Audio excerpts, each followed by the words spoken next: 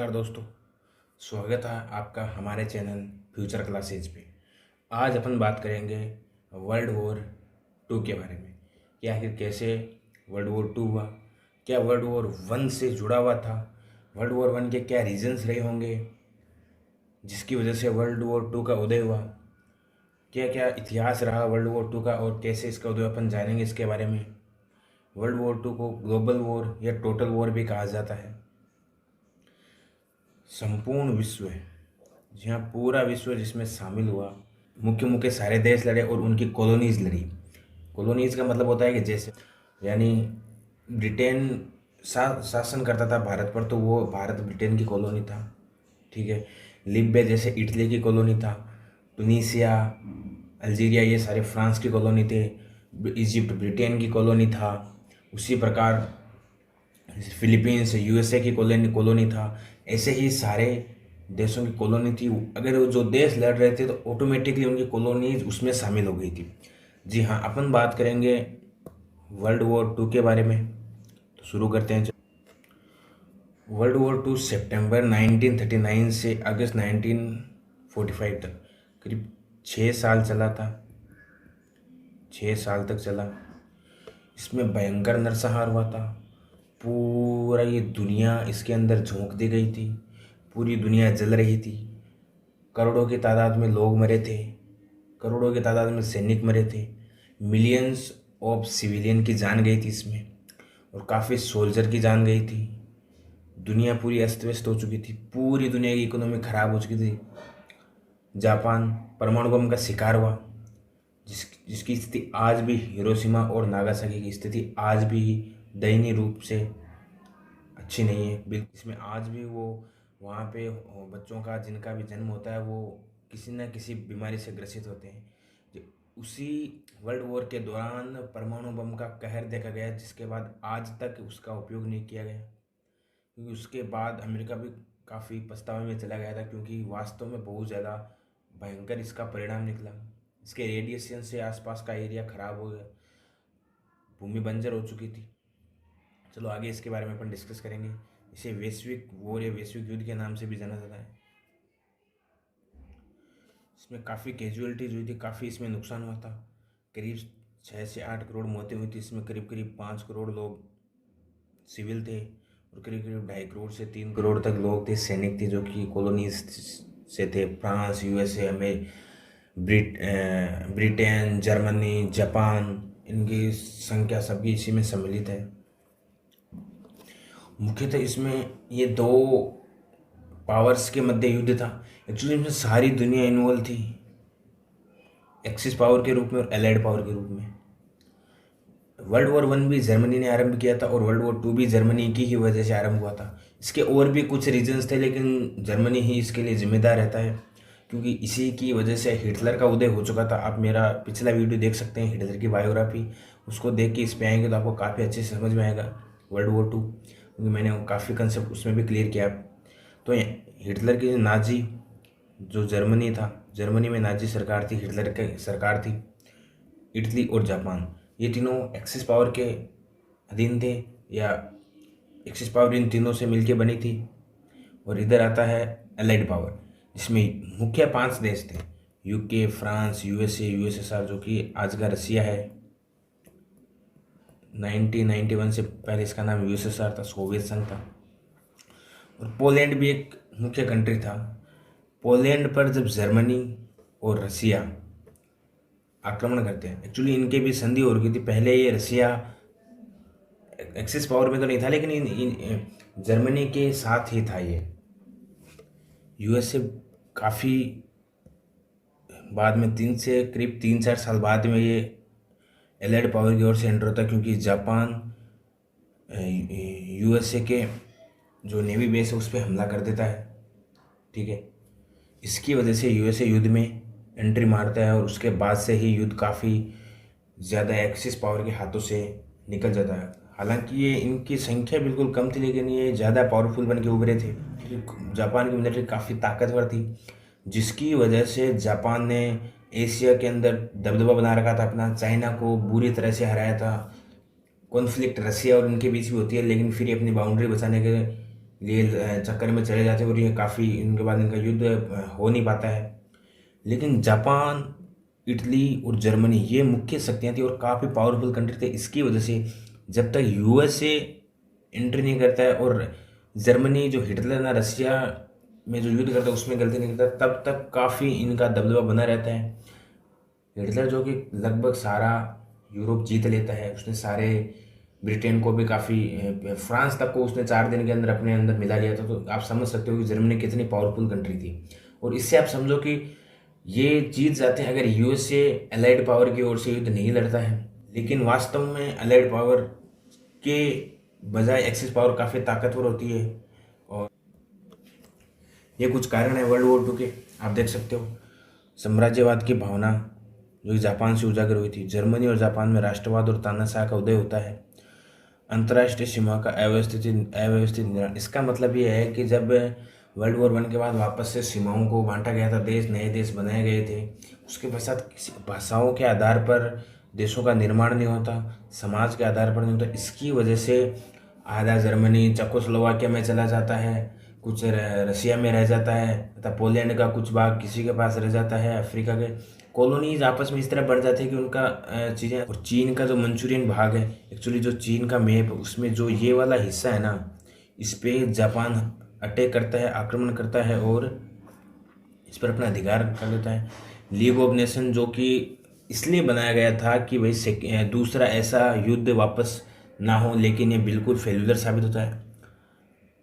जब जापान को league of nation में फटकारा जाता है, उसको रोका जाता है, तो ये लीग ऑफ नेशन को छोड़ देता है।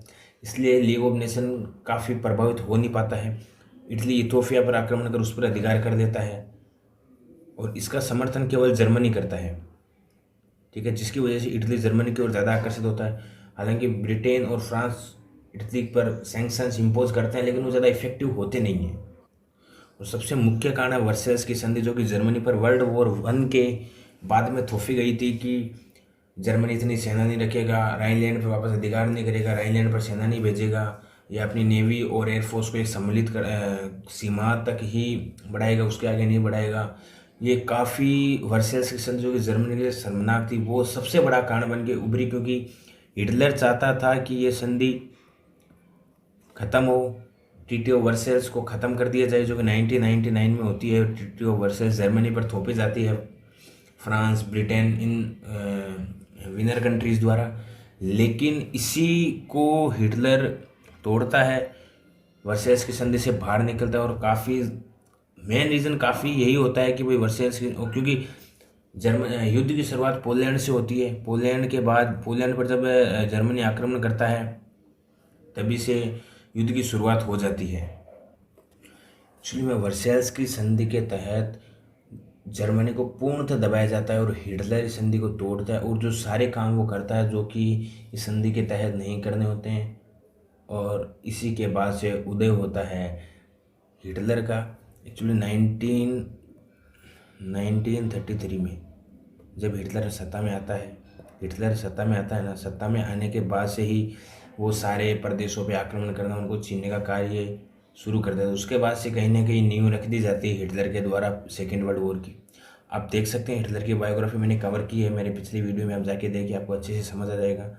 वर्ल्ड वॉर 2 और हिटलर काफ़ी ज़्यादा रिलेटेड है एक दूसरे से, उसके बाद आपको काफ़ी अच्छे से समझ में आएगा। एशिया के अंदर अपनी मजबूती बना रहा था, एशिया के अंदर एक साम्राज्यवादी के रूप में अपने आप को निरूपित करना चाहता था, जो कि जैसे कि यूरोप के अंदर ब्रिटेन और फ्रांस अपना कार्य कर रहे थे। और इधर हिटलर ऑस्ट्रिया पे आक्रमण करता है और उसे अपने अंदर मिला लेता है, जहाँ तक भी ब्रिटेन और फ्रांस शांत रहते हैं और लीग ऑफ नेशन भी कुछ कर नहीं पाती है, वो तो वैसे भी असफल हो जाती है। जैसे ऑस्ट्रिया को फ्रांस, एक्चुअली ऑस्ट्रिया को जैसे जर्मनी जीतता है, या इटली इथोपिया पे आक्रमण करता है, या चाइना को जापान अपने अंदर ले लेता है। उसके बाद से लीग ऑफ नेशन वैसे लगभग एक फेल्यूर साबित हो चुका था उसका। तो वर्साइल्स की संधि जर्मनी द्वारा तोड़ दी जाती है और राइनलैंड ये वाला हिस्सा जर्मनी अपने कब्जे में, वहाँ पे अपनी सेना भेज देता है। एक्चुअली में हिटलर वो सारे काम करता है जो कि वर्साइल्स, ट्रीटी ऑफ वर्साइल्स अनुमति नहीं देती, वो सारे वो काम करता है। जर्मनी और जापान के बीच समझौता होता है। एक्चुअली में थोड़ा मिस्टेक हो गया, जर्मनी और जापान के बीच में समझौता होता है। 1938 में जर्मनी ऑस्ट्रिया को जीत लेता है। और अब जर्मनी करता क्या है कि जो चेकोस्लोवाकिया है, चेकोस्लोवाकिया का जो क्षेत्र है ये वाला, ये देखो यहाँ पे आपको चेकोस्लोवाकिया दिख रहा होगा, इसमें जो सुदेतनलैंड है, सुदेतनलैंड वो हिस्सा, ये वाला जो आप हिस्सा देख रहे हो ना, ये वाला जर्मनी के जो बॉर्डर से लगा हुआ है, सटा हुआ बॉर्डर से, वो वाला ऐसा सुदेतनलैंड है। देखो मैं आपको थोड़ा ढंग से दिखाता हूँ। एक्चुअली में आप यहाँ पे देख सकते हो, यहाँ पे ये चेकोस्लोवाकिया है, ये जर्मनी है, और जो ये वाला हिस्सा है ना, ये है सुदेतनलैंड। जो मैं यहाँ पे आप देखो, इससे ये जो कलर है इससे मैं ये कर रहा हूँ ना, ये वाला हिस्सा सुदेतनलैंड था। इसके अंदर जो जर्मनी के सपोर्टर से वो रहते, जर्मन भाषी लोग रहते, जो जर्मनी के कुछ हिस्सा थे वो लोग यहाँ पे रहते थे, वो भी जर्मनी मिलना चाहते थे। और हिटलर भी अपनी भूमि विस्तार के कार्य में इसको मिलाना चाहता था, जिसके तहत अपीसमेंट पॉलिसी के तहत या म्यूनिक समझौते के तहत चेकोस्लोवाकिया पर दबाव डाल के ब्रिटेन और फ्रांस ये हिस्सा हिटलर को, जर्मनी को दिलवाते हैं, जिससे कि हिटलर शांत हो जाए। उम्मीद थी कि हिटलर इसके बाद से ऐसा नहीं करेगा, लेकिन हिटलर यहाँ पे बिल्कुल नहीं रुकने वाला था। अब चेकोस्लोवाकिया से उसका कुछ हिस्सा छीन लेने के बाद भी हिटलर रुकने वाला नहीं था। उसने मार्च 39 में चेकोस्लोवाकिया पर अधिकार कर देता है, पूरे चेकोस्लोवाकिया पे अधिकार कर देता है। अब रसिया के साथ वो मोलोटोव रिबेनट्रोप की संधि स्थापित करता है, जिसमें ओपनली ये होता है कि रसिया जर्मनी पे आक्रमण नहीं करेगा और जर्मनी रसिया पर आक्रमण नहीं करेगी। लेकिन ये यहाँ पे रुकने वाले नहीं थे। इन्होंने क्या किया कि 1 सितंबर 1939 को पोलैंड पर आक्रमण करते हैं। रसिया और जर्मनी दोनों इस संधि के तहत पोलैंड पर आक्रमण करते हैं।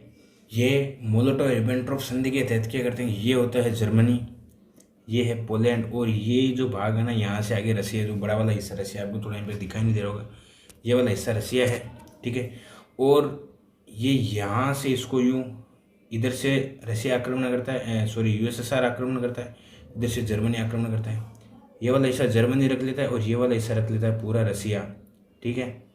और रसिया यहाँ पर भी रुकने वाला। पोलैंड पर जैसे आक्रमण करते हैं तो फ्रांस और ब्रिटेन आखिरतः युद्ध में उतर जाते हैं जर्मनी के खिलाफ। लेकिन जर्मन पहले से तैयार थे, हिटलर पहले से तैयार था, और फ्रांस और ब्रिटेन को रोक लेता है इस युद्ध में, क्योंकि इटली से भी इन्होंने संधि कर रखी होती। इटली फ्रांस पर आक्रमण करता है और इटली भी प्रवेश कर जाता है एक्सिस पावर के साथ युद्ध के अंदर। और 1940 में इस्टोनिया, लातविया और लिथुआनिया, इसको रसिया जीत लेता है और अपने अंदर मिला लेता है। और सोवियत संघ जो कि यूएसएसआर होता है, वो इन तीनों स्टेट को, तीनों राज्यों को, देश को जीत लेकर अपने में मिला लेता है। इधर जर्मनी पर, इंग्लैंड पर आक्रमण करता है और फ्रांस पर भी आक्रमण करता है कि जैसे दोनों युद्ध में जर्मनी के खिलाफ युद्ध की घोषणा करते हैं, जर्मनी इन दोनों के खिलाफ पहले से प्लान तैयार करके रखता है एंड इनको रोक लेता है। जर्मनी फिर डेनमार्क को हराता है, नॉर्वे और बेल्जियम पर आक्रमण करते हुए नीदरलैंड को जीतते हुए 10 जून 1940 को इटली के साथ फ्रांस पर आक्रमण करता है। और 14 जून यानी मात्र 4 दिन के अंदर ये फ्रांस को हराकर फ्रांस की सेना को धकेलते हैं और फ्रांस को जर्मनी में मिला लेते हैं। अब फ्रांस जर्मनी के अधीन हो चुका है। आप समझ सकते हो कि हिटलर की पावर कितनी, उसकी मिलिट्री कितनी आधुनिक थी कि उसने 4 दिन में फ्रांस जैसी डेवलप कंट्री को, उस वक्त काफ़ी पावरफुल कंट्री थी, उसको उसने हरा दिया। इससे सारे लोग डर के मारे डर जाते हैं कि वास्तव में हिटलर की सेना काफ़ी पावरफुल है। अब जर्मनी, जापान और इटली तीनों एक्सिस पावर के रूप में एक साथ होते हैं, समझौता करते हैं कि अपन एक साथ रहेंगे और बिल्कुल भी एक दूसरे पे आक्रमण नहीं करेंगे। तो अब होता क्या है कि इजिप्ट ब्रिटेन की कॉलोनी होता है, तुनीसिया, अल्जीरिया और मोरक्को होते हैं फ्रांस की कॉलोनी, और लीबिया होता है इटली की कॉलोनी। मैक्सिमम आपको ये थोड़ा मैप के थ्रू समझा। ये देखो अफ्रीका कॉन्टिनेंट का मैप है, यहाँ पे ये इजिप्ट है, ये लीबिया है, ठीक है, और ये अल्जीरिया है, ये मोरक्को है, और ये है टूनीसिया, ठीक है। अब ये तीनों तो होते हैं फ्रांस की कॉलोनी, एक्चुअली यहाँ पे दिखने है, ये तो होते हैं फ्रांस की कॉलोनी। लीबिया होता है इटली की कॉलोनी, ठीक है। इजिप्ट होता है ब्रिटेन की कॉलोनी, ठीक है। तो लीबिया इजिप्ट पर आक्रमण करता है, यानी जो यहाँ पे इटली की सेना होती है वो लीबिया, ब्रिटेन के जो यहाँ पे सेना उन पर आक्रमण करती है, लेकिन इनको पीछे धकेलने में सक्षम होती है ब्रिटेन की जो सेना है। अब इसको सपोर्ट के लिए जर्मनी की सेना आती है और वो इजिप्ट में ब्रिटेन को भगाने में, यहाँ से वापस से भगाने में सक्षम होते हैं। यहीं से इनकी वॉर की जो अफ्रीका में वॉर का आरंभ हो चुका। लेकिन हिटलर यहाँ पे बिल्कुल भी नहीं रुकने वाला था। हिटलर ग्रीस पे आक्रमण करता है, यूगोस्लाविया से आक्रमण करता है और उनको पराजित कर अपने जर्मनी में मिला लेता है। ये हिटलर की एक अच्छी मतलब रणनीति के तहत, और वो काफ़ी नए तरीके से युद्ध करता है, जिससे कि काफ़ी जल्दी एक ही दिन में 200-400 किलोमीटर तक तय करता है और वहाँ तक का एरिया जीतता जाता है। जून 1941 में जर्मनी अपनी जो भूमिगत विस्तार की नीति के तहत क्या करता है, उसे बहुत ज़्यादा जगह चाहिए होती है कि भाई जर्मन लोग कहाँ पे रहेंगे, कृषि कहाँ पे करेंगे, खेती बाड़ी कहाँ पे करेंगे। उसके लिए वो रूस पे आक्रमण करता है, जो इसकी सबसे बड़ी गलती साबित होती है। ये सोवियत यूएसएसआर पर आक्रमण करता है और उसे कहीं ना कहीं ये भी डर रहता है कि यूएसएसआर कहीं हम पे आक्रमण ना कर दे। इस डर की वजह से वो यूएसएसआर पे आक्रमण करता है ऑपरेशन बारबरोसा के तहत। और कहा जाता है कि जर्मनी लड़ाई में इससे भयंकर इतनी सेना साथ में कभी नहीं लड़ी, जिसके तहत जर्मनी को बहुत ज़्यादा नुकसान होता है। अब जापान 1940 में चीन का बड़ा हिस्सा हथियार लेता है और एक्सिस पावर ज्वाइन करने के बाद ये ऑफिशियली ये कहता है कि हम एक्सिस पावर की ओर लड़ेंगे, तो जो ब्रिटेन की जो एलाइड पावर्स की जो कॉलोनीज है उन पर भी आक्रमण करेंगे। और इसी बीच वो सिंगापुर, जो कि ब्रिटेन की कॉलोनी था, सिंगापुर, ब्रह्मा, यहाँ तक कि असम पर भी आक्रमण करता है। ब्रह्मा से यूएसए की कॉलोनी होती है जो फिलीपींस, उस पर भी आक्रमण करता है और उन्हें सबको वो जीत लेता है। लेकिन यूएसए को ये समझ आता है कि ये जापान कहीं हम पर हमला ना कर दे, तो ये तेल का वितरण बंद कर देते। जो साजो सामान होता है, जरूरी सामान होता है, वो सारा जापान को देना बंद कर देते, जिससे जापान बहुत ज़्यादा बौखला जाता है और ये बौखला कर पर्ल हार्बर पर अटैक कर देता है, जिसमें अमेरिका को काफ़ी नुकसान होता है। 2500 के करीब इनके नौसैनिक की मौत हो जाती है और उनके जो एयरक्राफ्ट है वो डूब जाते हैं, बहुत भारी इनको नुकसान होता है। उसी के बाद से 1942 के करीब अमेरिका घोषणा करता है अलाइड पावर की ओर से युद्ध लड़ने की एक्सिस पावर के खिलाफ। अब धीरे धीरे जो अफ्रीका में जो जर्मनी ने हिस्सा पावर आगे बढ़ती है, फिर से धीरे धीरे अपने एरिया कैप्चर करती है, रिकवर करती है सारे एरिया।